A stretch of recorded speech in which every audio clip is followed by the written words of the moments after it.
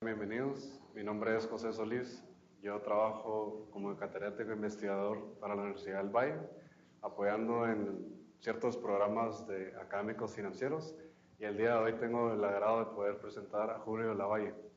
Julio es fundador de Popa Acerto y Mi Bolsillo, que son dos fintechs dedicadas a la inclusión financiera que trabajan en Brasil y el Perú.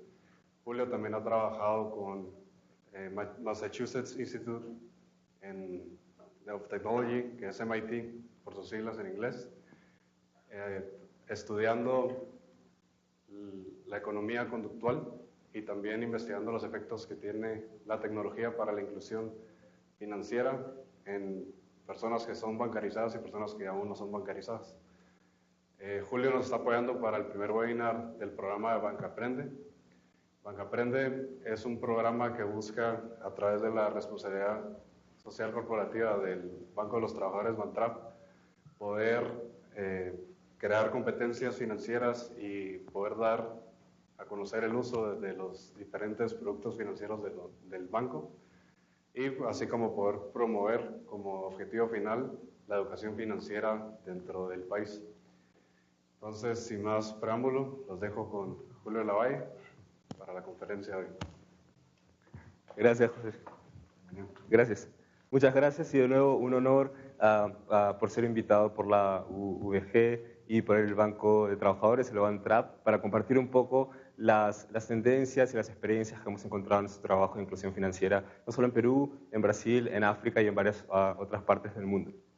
Entonces, como José habló y me presentó, y gracias por la presentación, yo soy Julio Lavalle y soy cofundador de Popa Acerto y Mi Bolsillo, que son dos fintechs, una en Brasil, Popa Acerto, que se enfoca en mejorar la salud financiera del colaborador para justamente promover la salud financiera dentro de la empresa, y en Mi Bolsillo, que es una fintech en Perú que se enfoca más en los micro y pequeños emprendedores para mejorar la habilidad que ellos tienen para acceder a servicios financieros que normalmente no tienen porque no tienen una identidad financiera digital debido a la informalidad que existe en nuestros países.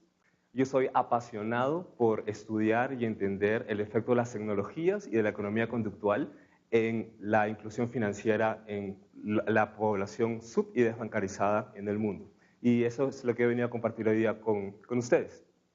Pero para comenzar, me gustaría llevarlos un poco a un escenario distinto. Imaginen que están en esa tienda. Están en una tienda de herramientas, ¿verdad? Tienen varias cosas. Les quiero contar rápidamente la historia de Eugenia. Eugenia tiene su familia, tiene una hija de 10 años. ¿Y qué pasa? La hija de Eugenia está creciendo y el closet del armario, la ropa no entra más y tiene que comprar un armario nuevo, ¿verdad? El microondas de la cocina ya no funciona como funcionaba 10 años atrás, hay que cambiarlo, ¿verdad? Uno siempre necesita un microondas nuevo. Y el espejo del cuarto de la hija de Eugenia está quebrado. Hay que cambiar esas cosas, ¿verdad? Entonces, caminando un domingo aquí en Guatemala en el shopping, paso por esa tienda y veo todas estas ofertas, 15% de día de descuento, 10% de descuento, y que puedo pagarlo todo con mis Visa cuotas. Entonces, claro, que puedo comprar el espejo, puedo comprar el armario y puedo comprar el microondas, todo por 70 quetzales al mes por 18 meses. Barato, ¿no? Entonces creo, al menos Eugenia piensa que entra en su presupuesto. Eugenia gana 4.000 quetzales al mes y ella cree que con 70 básicamente va a poder hacer este pago. ¿Y qué pasa? Esa es una historia que no solamente es la historia de Eugenia, pero es la historia de varios guatemaltecos y varias personas en la región que piensan que estas pequeñas cantidades pueden entrar en su presupuesto, por más que ese presupuesto sea un poco reducido. Y esto no significa que personas con presupuesto reducido no puedan consumir. Personas con presupuesto un poco más alto también pasan por eso. Entonces, y eso es un poco lo que vamos a hablar hoy día. El objetivo de este webinar es entender un poco cómo las finanzas personales van más allá de conocer números y conocer cálculos, y sí conocer un poco el comportamiento. Entonces, cuando hablamos de tus finanzas, no hablamos simplemente de dinero, ¿verdad? Hablamos de una parte mucho más importante que es tu comportamiento. En este caso, en esta imagen, el elefante es tu comportamiento y cómo vamos a aprender nuevas estrategias y herramientas prácticas en el día a día para entender que los sesgos cognitivos y emocionales tienen un efecto directo en la manera en que tomamos decisiones para nuestras finanzas. Entonces, vamos a comenzar. Les presento la agenda de hoy día. Vamos a hablar de 5 puntos específicos en los próximos 40 minutos. Vamos a hablar de qué es un plan de gastos. Vamos a aprender cómo plantear objetivos financieros. Vamos a aprender cómo escoger servicios financieros que se ajustan a nuestro perfil. Vamos a aprender que todos somos inversionistas y que todos debemos invertir. No solo podemos, pero debemos invertir. Y vamos a hablar un poco de las trampas mentales, que es un poco ese componente de economía conductual que es lo que más me apasiona. Entonces, antes de comenzar con esos 5 puntos, vamos a hablar de qué es la salud financiera. Cualquier persona que quiera alcanzar objetivos financieros necesita entender que la salud financiera es un concepto que básicamente muestra la situación financiera de una persona y la habilidad que ésta tiene para ahorrar, para saber cuánto gasta y cuánto está sobrando y cuánto entra cada mes, cómo esa persona tiene una capacidad de administrar sus deudas y finalmente si tiene una resiliencia para lidiar con eventos adversos. Por ejemplo, una emergencia, una enfermedad familiar, ¿verdad? Que normalmente son gastos muy altos, inesperados. Todo eso es salud financiera. Cualquier persona que quiera hablar de sus finanzas siempre tiene que tener el enfoque, el objetivo de tener una salud financiera óptima y positiva. Entonces, vamos a entrar un poco más en los puntos específicos de lo que es la salud financiera. El primer punto, el plan de gastos. ¿Por qué hablo plan de gastos y no hablo del famoso presupuesto? A mí me gusta hablar un poco de las finanzas personales desde el lado de la abundancia y no desde el lado de la restricción. Normalmente cuando hablamos de presupuesto decimos no gastes aquí, no gastes acá, tienes que restringirte en eso o en lo otro.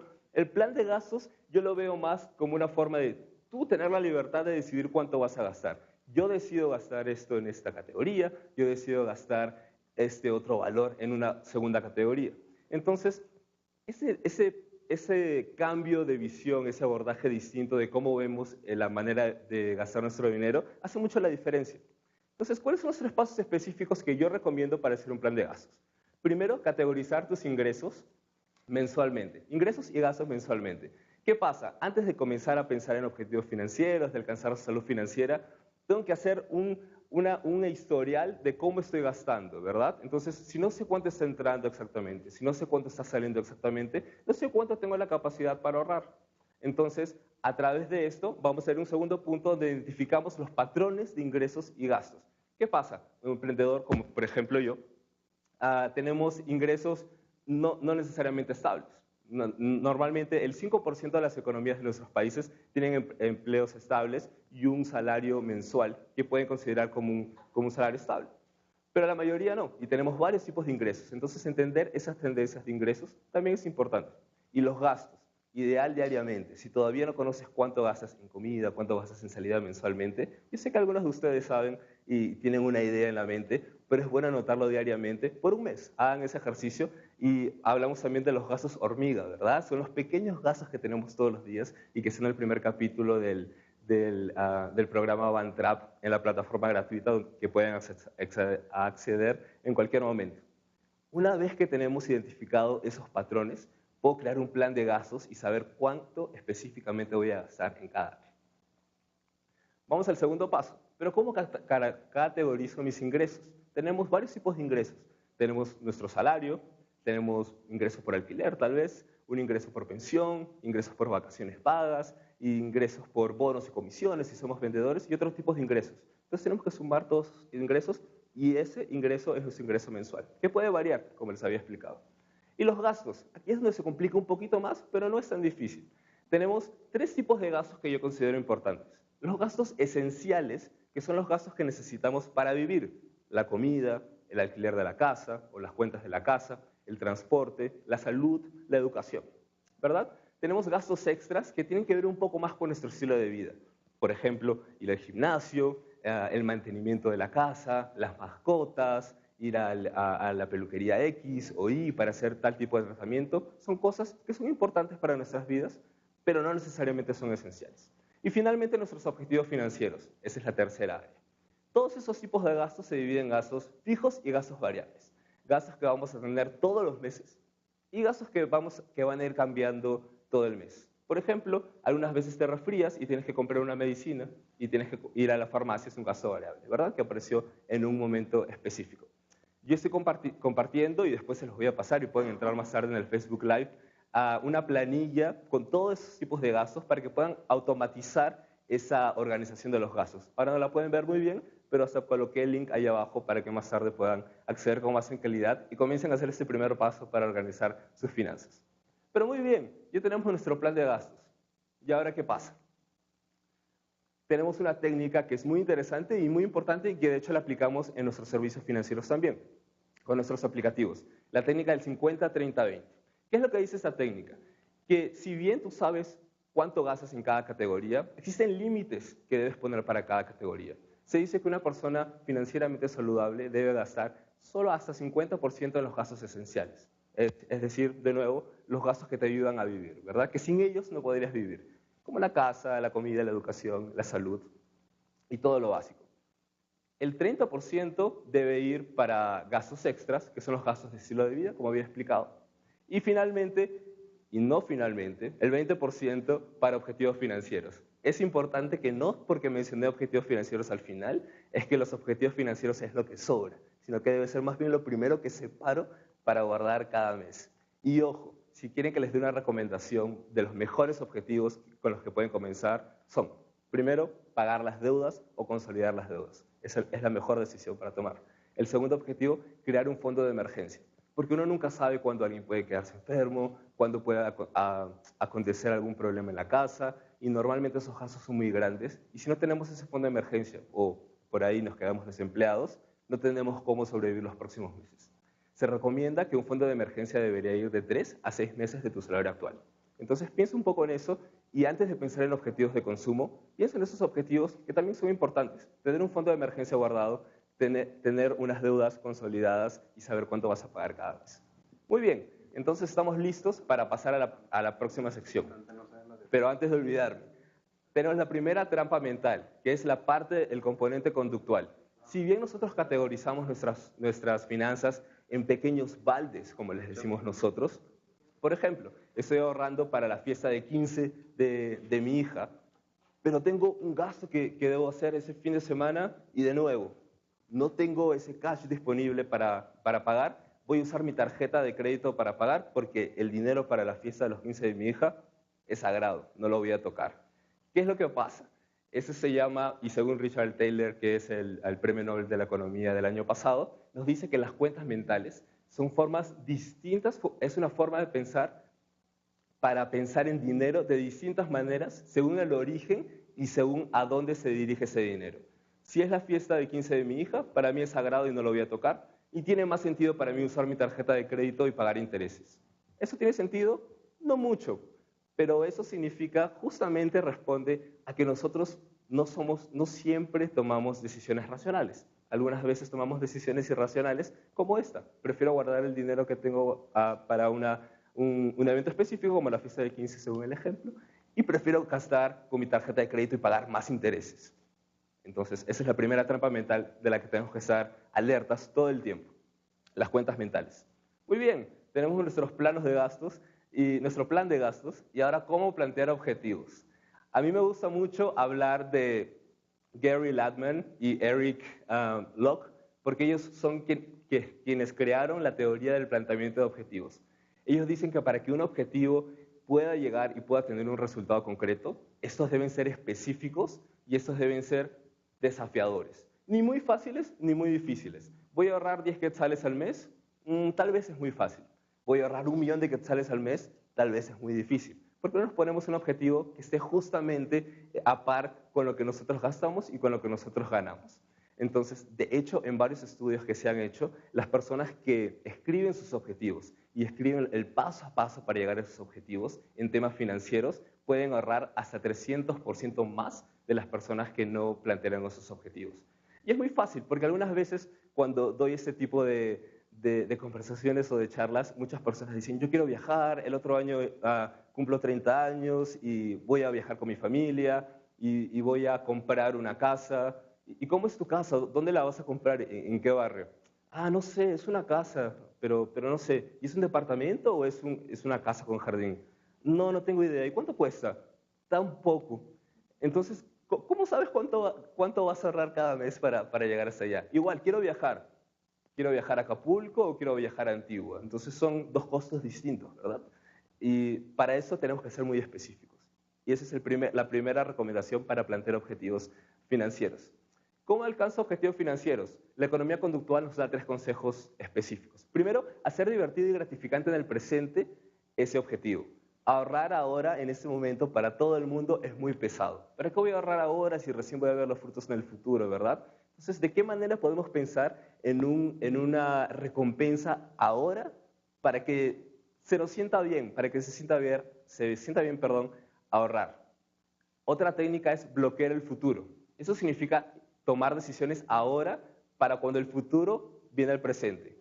¿Qué significa eso? Hay muchos bancos y muchas cuentas de bancos, por ejemplo, donde tú puedes programarlas para que ahorres automáticamente y descuentan de tu salario una cierta cantidad. Entonces tú sabes que el próximo mes, cuando vas a recibir tu salario, ya te descontaron los 200, 500, 1000 quetzales que querías ahorrar. Y así no te tienes que preocupar de hacerlo tú mismo, ¿verdad? Lo automatizas. Ejemplo, contribuciones automáticas. Y finalmente, dispositivos de compromiso. Entonces, ¿de qué manera puedo crear compromisos que se sientan mal no cumplirlos en el futuro? Déjenme explicarles este último con una segunda trampa mental, que es la trampa mental de aversión al riesgo. Según Amos Tversky y Daniel Kahneman, uno de mis autores favoritos del libro Nudge, al que les recomiendo puedan leer para entender un poco más sobre la economía conductual, nos dicen que perder algo se siente aproximadamente 2 veces de mal que ganar algo positivo, de lo que se siente bien ganar algo. ¿Qué significa eso? Que normalmente no nos gusta perder nada. Y si ganamos algo, cuando lo valorizamos entre esas 2 opciones, perder tiene un efecto más negativo en nosotros, en las personas. Un ejemplo clásico son las bolsas de plástico en los supermercados. En muchos de nuestros países, los supermercados ahora cobran por las bolsas de plástico, ¿verdad? Entonces tú llegas a la caja y te dicen, bueno, ¿cuántas bolsas de plástico necesitas? 5 bolsas, bueno, son 10 centavos cada bolsa y tú tienes que pagar esos 10 centavos extra. Obviamente, esos 50 centavos, ¿verdad? Con las 5 bolsas. Obviamente, ese es un ejemplo que no va a afectar mucho nuestras finanzas, pero imagínense en otros aspectos de nuestras vidas cómo eso puede afectar cuando hay que desembolsar y algo que se siente como una pérdida, ¿verdad? Bueno, esa es toda la parte de planteamiento de objetivos. Y solo para ponerles un ejemplo un poco más práctico de cómo nosotros usamos eso en nuestro aplicativo Mi Bolsillo, que es para micro y pequeños emprendedores en Perú, nosotros pueden observar en la pantalla que damos un progreso del objetivo. En la primera pantalla podemos ver una bicicleta y que el usuario está llegando a ese objetivo y va a llegar hasta el final. Es una forma de recompensa rápida en el momento, aplicando justamente el conocimiento y esos conceptos de la economía conductual. Felicitamos al usuario y le decimos cuánto le falta para llegar, para que se sienta más motivado para llegar a ese objetivo. Y finalmente, gana recompensas, gana puntos. Entonces, él no solo sabe que está llegando a un objetivo para él, sino que también está ganando puntos para poder canjearlo por otro tipo de descuentos para otros productos. Entonces es una forma de aplicar la economía conductual a productos financieros como el nuestro. Vamos al tercer punto, los servicios financieros.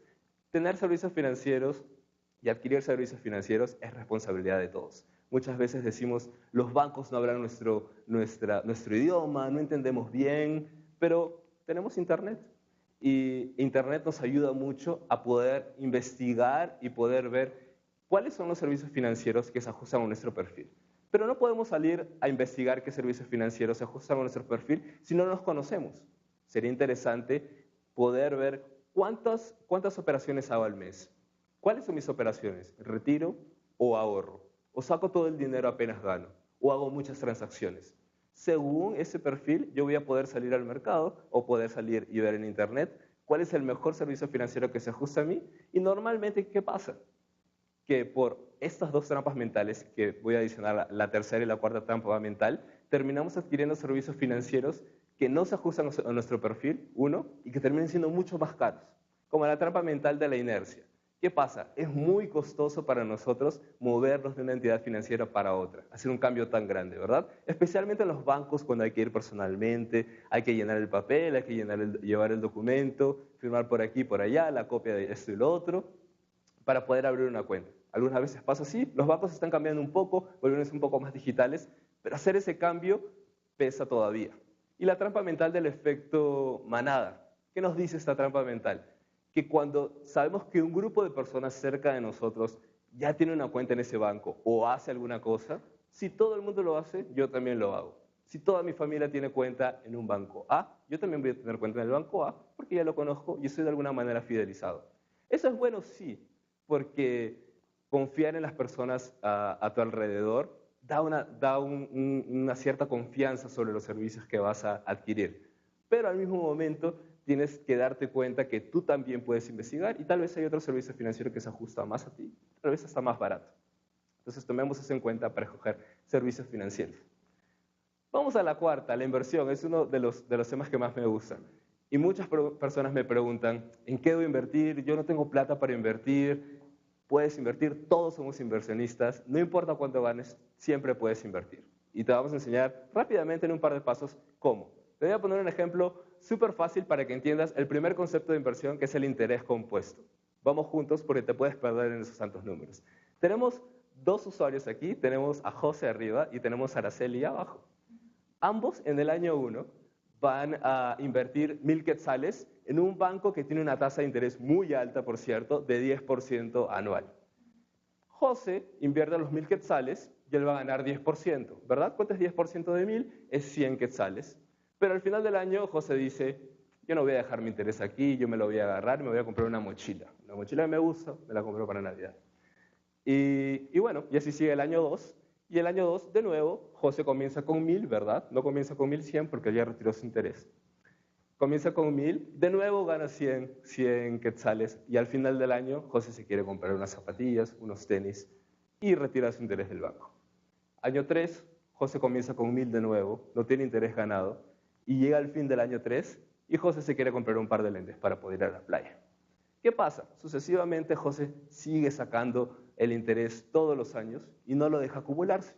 ¿Y qué pasa? Al final de los 30 años, si hacemos una matemática simple, él ha sacado 100 quetzales por 30, es decir, ha ganado, entre comillas, 3.000 quetzales, pero se lo ha gastado en cosas, y tiene un principal, que es lo que colocó inicialmente de 1.000 quetzales, en teoría tiene 4.000 quetzales para él, ¿verdad? Todo bien, José mantuvo su plata, no se gastó toda la plata, pero tiene 4.000 quetzales. Por otro lado, Araceli también comenzó igual que José en el mismo banco, colocando 1.000 quetzales, y ella ganó el primer año igual que José, con 10%, 100 quetzales y acumuló 1.100. Solo que Araceli no sacó ese principal y los intereses acumulados, y ella acumuló al final del año 1.100 quetzales. En el año 2 ella ya no comenzó con 1.000, pero comenzó con 1.100, y esos 1.100 ganaron intereses también. Entonces, 110 quetzales más, y eso es la suma de 1.210 quetzales al final del año 2. Al comienzo del año 3, sucesivamente, ella ya no comienza con 1.000, sino con 1.210, y esos 1.210 ganan intereses de 121, y así sucesivamente. ¿Qué pasa en el año 30? Araceli tiene 4.000, tiene 9.000, Araceli tiene 17.449,40 centavos de quetzal. ¿Cómo sucedió esto? Esa es la magia del interés compuesto. En inversiones es muy importante mantener el interés compuesto siempre en mente. Porque ¿qué pasa? Cuando dejamos nuestro dinero por mucho tiempo, este interés va a comenzar a hacer nuestro dinero crecer. Algunas personas dicen, pero yo quiero invertir en una casa y puedo alquilarla, y inversiones más físicas, ¿verdad? Algunas veces hacer este análisis de cuál va a ser el interés más alto vale la pena. Y les voy a enseñar eso en el segundo paso, si es que me siguen aquí. La tasa de interés real. Tal vez no se pueda ver muy bien, pero ese es la página del Banco Central de Guatemala, y tenemos dos componentes específicos que siempre tenemos que ver cuando hablamos de inversiones. Tenemos que ver la tasa líder, que es la tasa de referencia que los bancos comerciales usan para otorgar en las cuentas de ahorro o en cualquier otro tipo de servicios financieros, y la tasa de inflación. ¿Qué pasa? Que cuando la tasa de inflación es mayor que la tasa líder, el dinero no está rindiendo. Entonces, por más que los bancos estén ofreciendo 2, 3%, todo abajo de 4.20%, 4.17%, va a ser muy bajo para que nuestro dinero comience a rendir. ¿Y qué está pasando? Nuestro dinero está perdiendo valor a lo largo del tiempo. Pero no, ojo, no estoy diciendo saquen su dinero de las cuentas corrientes y pónganlas en el colchón. No estoy diciendo eso. Estoy diciendo que piensen en otro tipo de inversiones. ¿Y cuáles son esos otros tipos de inversiones? Tenemos renta fija como bonos del tesoro del país. Una cosa que me gusta bastante de los bonos del tesoro de los países es que si bien un banco tiene una probabilidad muy baja de quebrar y poder no devolverte tu dinero, por más que existe un fondo de garantía, la probabilidad de que un país vaya a quebrar es mucho más baja todavía. Entonces es muy bueno invertir en bonos del tesoro porque ellos te van a dar y certifican que te van a dar un interés específico a lo largo de un periodo. Tenemos, de hecho, ahora un programa del Banco Central de Guatemala, del microinversionista, donde puedes colocar por 1 año, por 2 años, hasta por 3 años, con tasas más altas del 6%. Normalmente la tasa de interés de tasa de ahorros ahora está más o menos en 2%. ¿Qué conviene más? 2 o 6. 6 menos 4 de inflación, nos quedan 2. Ahí estamos ganando, ¿verdad? Entonces, a partir de ahí ya comenzamos a ganar un poquito más. Entonces, pensemos en eso. Existen otros tipos de inversiones como bonos del gobierno, que ya lo estaba hablando. Existen renta variable, que hay que tener un poco más de conocimiento sobre acciones, fondos mutuos, que ya dependen de un perfil un poco más, con más riesgo del inversionista y más conocimiento también. Entonces, hay que tener cuidado cuando escogemos eso. Pero también existen ese tipo de inversiones. Y ojo, una cosa importante cuando escogemos una inversión es entender si esas son líquidas o no líquidas. ¿Qué significa esto? Líquidas es que yo puedo retirar mi dinero fácilmente en cualquier momento. Es decir, yo puedo tener mi fondo de emergencia en un fondo del gobierno por 1 año y sé que si tengo una emergencia yo la puedo retirar. Pero si la he puesto en un plazo fijo por 5 años, no la voy a poder retirar, o si la puedo retirar tengo que pagar una multa o un impuesto y al final termino perdiendo un poco más. Entonces, eso siempre es bueno tener en cuenta. Según mis objetivos financieros, voy a necesitar dinero en los próximos 2-3 años o solo en los próximos 10 años. Entonces, ¿qué tiene más sentido para mí? Eso se lo dejo a ustedes. Y finalmente, bienes raíces que generan retorno. Nuestros padres, y venimos de una cultura y de varias generaciones donde comprar casas y comprar bienes inmuebles siempre ha sido el sinónimo de inversión, ¿verdad? No siempre es así. Si bien en algunos casos por efectos externos o efectos demográficos, los bienes inmuebles pueden ganar valor. Hay que tener en cuenta cuánto se va a invertir, cuánto vas a invertir en mantener ese bien inmueble, vas a tener que alquilar, quién va a alquilar, quién va a ser la persona que vas a contratar para hacer esto. Todo eso tiene un costo a lo largo de muchos años. Entonces, ¿te conviene más hacer esa inversión o poner tu dinero a 6% en un depósito a plazo fijo? Eso lo dejo a ti para que lo evalúes con estas técnicas que compartimos contigo. Y finalmente, un resumen de las inversiones. ¿Colocar el dinero debajo del colchón? No, ¿verdad? ¿Dejar el dinero en la cuenta de ahorros? Depende de cuál es su objetivo, si es tener el dinero a la mano o no. Y finalmente, ¿invertir en otro tipo de activos financieros? Sí, muy bien. Y vamos a la última parte de las trampas mentales. Hemos hablado de las trampas mentales de las cuentas mentales, hemos hablado de la aversión al riesgo, hemos hablado del sesgo de la inercia y del efecto de manada. Vamos a hablar de una última, que es en la que más trabajo últimamente. Hoy en día, por favor, les dejo que vean esa imagen. Hoy en día somos bombardeados de avisos y de publicidad de nuevos productos en las redes sociales, ¿verdad? De hecho, en América Latina, un usuario promedio gasta 5 horas en las redes sociales semanalmente y vemos casi 400 avisos publicitarios a lo largo de una semana, cada semana. Entonces, ¿qué pasa? Normalmente tenemos una trampa mental específica que es el sesgo de la hora, el sesgo del presente. Yo tengo un objetivo presente que es tener mi fondo de emergencia de 6 meses, pero no lo veo tan tangible. Yo quiero estos tenis por 199 quetzales, ¿verdad? Y están con 33% de oferta y todavía, si se dan cuenta en esa pantalla, hay un reloj, ¿verdad? Ya está pasando el tiempo, solo tengo 18 horas para comprar. Es un estrés. ¿Ahora qué hago? Tengo que decidir, compro ahora, no compro, voy a tener que comprar. Me siento obligado a hacerlo, ¿verdad? Y esto es justamente porque los comercios y los negocios entienden de los sesgos mentales que tenemos. Y una de ellos, y el más importante, como les había contado, es el descuento hiperbólico o el sesgo del presente. Es básicamente la idea de enfocarnos en algo que podemos tener y una gratificación presente a tener que esperar esa gratificación en el futuro.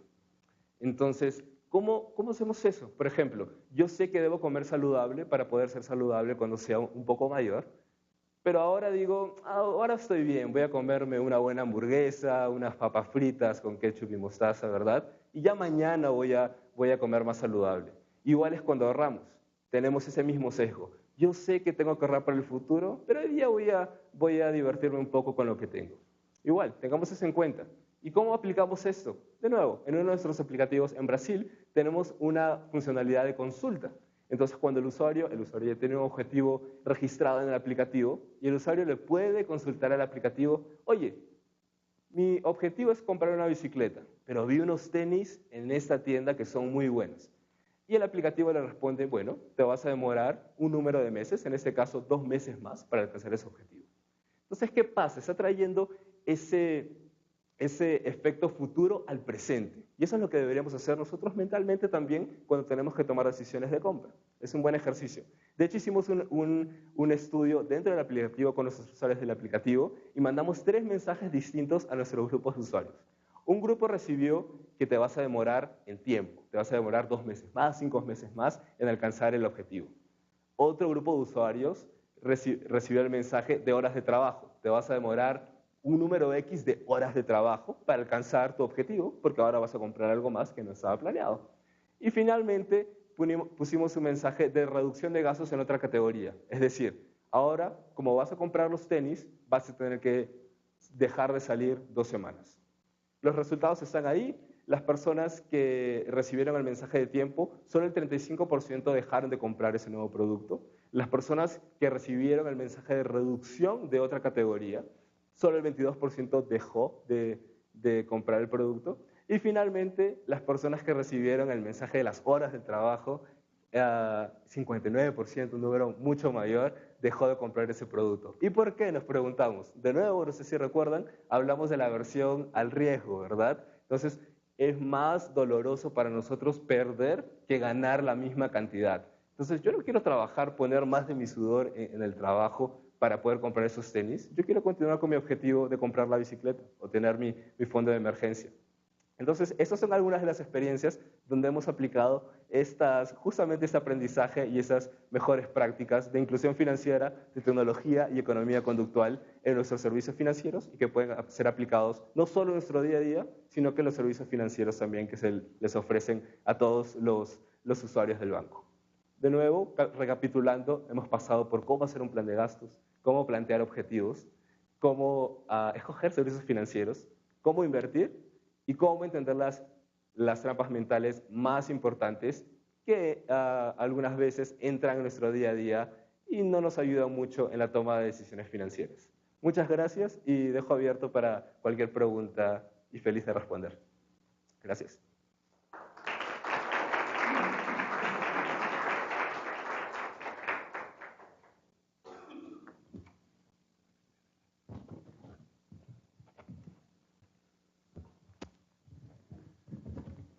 Gracias, Julio. Dentro de las preguntas que mandan a través de las redes y en el chat, preguntan que si hay algún plan de expansión de la aplicación, cuáles son los siguientes pasos para Pau Pacerto y mi bolsillo. De hecho sí, estamos explorando nuevos mercados, siempre estamos explorando nuevos mercados y siempre donde vemos que existe la necesidad para ayudar y para poder potencializar la salud financiera de más personas y poder escalar nuestro impacto, estaremos ahí. Entonces, de hecho, Guatemala está dentro de nuestro radar y muy pronto por ahí nos van a ver. Otra de las preguntas que nos hacen es si dentro de tu experiencia o tu consejo, si has visto un mejor medio para inversión o ahorro sobre otro en términos de retorno y riesgo. Sí, siempre depende. Depende de muchas cosas. Yo siempre digo que depende del objetivo. Tienes un objetivo a corto plazo, tienes un objetivo a largo plazo.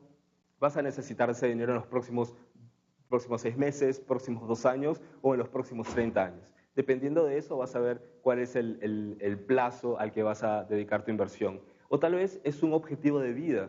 Tal vez te estás jubilando y quieres un negocio que va a retornar, pero que te va a traer felicidad. Y por ahí siempre te apasionó, qué sé yo, la pastelería y quieres abrir una panadería y tienes mucho conocimiento sobre ese negocio. Invertir en un negocio tampoco es una mala idea, por más que sepas de nuevo hacer esta evaluación del retorno y ver, obviamente, incluir ese gusto por trabajar en eso en los años de tu jubilación que te va a traer. No solo eso, también invertir en educación. Si invertir en educación, en hacer una maestría o en hacer un curso de especialización, va a hacer que tu salario pase de 4.000 a 6.000 quetzales, y es un retorno positivo, ¿verdad? Es un retorno de más del 50%. Entonces, hay que pensar siempre en eso, dependiendo de los objetivos.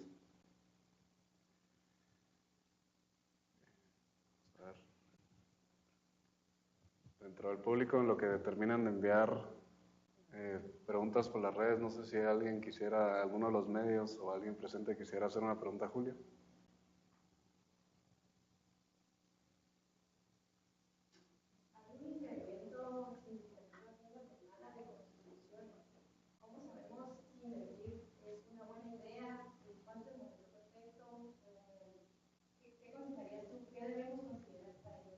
Ok, muy bien. Ojo que yo no soy especialista en el mercado inmobiliario, pero de nuevo, yo siempre hago el análisis de las inversiones, ¿verdad? Como tú dices, es una área, una industria en crecimiento. Guatemala es un país en crecimiento en general. Va a haber más necesidad de lugares, las personas van a querer alquilar, va a haber más necesidad de negocios, de expandirse a lo largo de la ciudad. Entonces, lo más probable es que esos lugares, estas nuevas construcciones, comiencen a ganar un poco más de valor. Muy interesante, aparte de hacer este análisis de retorno para cualquier otro tipo de inversión, es ver la tendencia también en los últimos años. Guatemala ha venido creciendo en los últimos años, entonces, ¿cuál es la tendencia de crecimiento en el área de construcción? Eso te puede dar también una idea de ver si tiene sentido y obviamente consultar con un especialista en ese mercado y ver cuál es el retorno de otro tipo de inversiones también.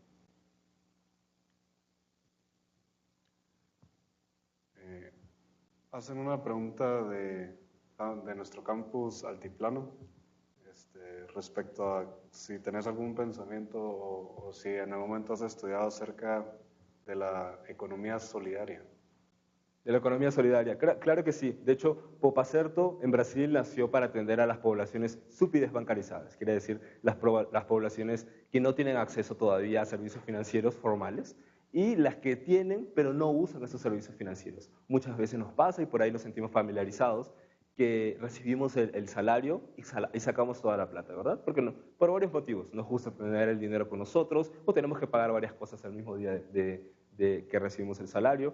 Entonces, dentro de la economía solidaria está justamente este núcleo que es la moneda solidaria. Y nosotros comenzamos trabajando en comunidades de periferia, entendiendo un poco cómo funcionan esas comunidades solidarias y cómo la educación financiera puede potencializar la salud financiera de los pobladores. Fue después de este pequeño aprendizaje que nos movimos un poco más a un modelo de B2C para B2B, para empresas, donde nosotros le vendemos el aplicativo a empresas que emplean a esos colaboradores que viven justamente desbancarizados por alguna otra forma. Okay. Tenemos tiempo para una o dos preguntas más, y una de las preguntas que hacen de otro de los campus es ¿cómo se puede ahorrar si no se tiene una estabilidad económica? Si tienes alguna recomendación en un caso donde no existe la estabilidad económica. De nuevo, lo dije al inicio, como emprendedor hablando, los ingresos de los emprendedores o cualquier emprendedor que me esté escuchando aquí o en los otros campuses también, no existe un ingreso estable. Solo el 5% de nuestras economías tiene un trabajo estable y tiene un salario donde tú sabes que va a llegar siempre 4.000, 5.000, 6.000, etcétera, dependiendo de lo que ganes. Entonces, no importa, la regla es, no importa cuánto ganes, importa cómo manejas tus gastos y lo que resulta de esos ingresos menos gastos, ¿verdad? Entonces, no importa si ganas 100, pero si estás gastando 1.000, no tiene mucho sentido, ¿verdad? ¿Cómo ajusto tus gastos a lo que estás ganando? Y obviamente, todos tenemos grandes aspiraciones, de dónde busco nuevas formas de crear otros ingresos si quiero mejorar mi estilo de vida también. Y la última pregunta que nos hacen es, cuando se tienen diferentes divisas, por ejemplo aquí en Guatemala tenemos quetzal y dólar, ¿cuáles serían los criterios para elegir invertir o ahorrar en una divisa sobre otra divisa? Eso es muy interesante porque de hecho eso pasa en Perú también, no pasa en Brasil. pero en Perú también es una economía muy dolarizada y existen muchas cuentas de ahorros en dólar. Y obviamente por nuestra historia política y económica, en los últimos años, varias generaciones antes de nosotros ya tuvieron problemas con la hiperinflación, ¿verdad? Entonces se creó este miedo de que la moneda nacional no necesariamente es una moneda confiable, pero eso ha venido cambiando a lo largo de los años. De hecho, el dólar es una moneda relativamente más sólida que cualquier otra moneda de la región o de algunos otros países del mundo, pero siempre hay que ver de nuevo las tendencias, ¿verdad? Tal vez hasta tenga más sentido ahorrar en la moneda local, porque ahorrar en la moneda extranjera puede tener unas tasas más altas, o vas a pagar las tasas en dólar también, entonces te va a terminar costando más. Entonces siempre hacer ese análisis A-B, ¿verdad? Si voy a hacer esto, ¿cuál es la otra opción, la mejor opción? Entonces, ¿vale la pena? Eso es lo que recomiendo. Creo que si nos da tiempo para una última, si se puede todavía. Preguntan si se puede utilizar o cuál es tu pensamiento de utilizar el apalancamiento sobre una tarjeta de crédito para poder cubrir gastos o para poder invertir, si es aconsejable o no es aconsejable. ¿Para poder invertir con la tarjeta de crédito? Utilizar apalancamiento de la tarjeta de crédito para poder invertir. Lo primero que te enseñan en la primera clase de economía es todo depende. Entonces, mi respuesta es depende. ¿La vas a usar por cuál es el plazo de esa inversión? ¿Es un plazo de 2 semanas? Tal vez es en 2 semanas y vas a pagar tu tarjeta y no vas a pagar intereses, estás perfecto, porque sabes que en 2 semanas ese flujo de ingreso va a regresar. Pero si es una inversión que no sabes si va a tener un retorno claro o si va a demorar mucho, 1 año, 2 años en regresar, y vas a tener que pagar los intereses de esa tarjeta de crédito a lo largo de ese tiempo, estás perdiendo totalmente. Entonces, mucho cuidado con las tarjetas de crédito, porque normalmente son las tarjetas de crédito las que tienen los intereses más altos y no nos damos cuenta, porque el interés compuesto, como hicimos el ejercicio, no solo se aplica cuando estamos guardando, que es positivo, pero también se aplica cuando estamos gastando. Entonces, todos los meses el interés compuesto va creciendo, y es toda una bola de nieve. Gastaste 100, no pagaste esos 100, y al final del año vas a tener que pagar 5.000. Entonces, tengan cuidado con eso. De acuerdo, Julio, muchas gracias. Invitamos a todos los participantes que puedan ingresar a bancamprende.gt para poder obtener más información y para estar atentos a nuestros siguientes webinars. Por supuesto. Gracias a todos. Gracias.